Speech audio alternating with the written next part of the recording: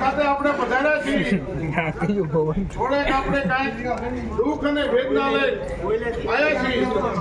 એના માટે મારે બે ઘણે ગીત ગાય અને સરકાર સુધી અવાજ પહોંચાડવો છે. બધા હારે હારે ગાજો અને ઊંચા અવાજ, ધીમું ધીમું નહીં. ઓલા ખેડૂત હેરાન થાય, સરકાર તારા રાજ મારે.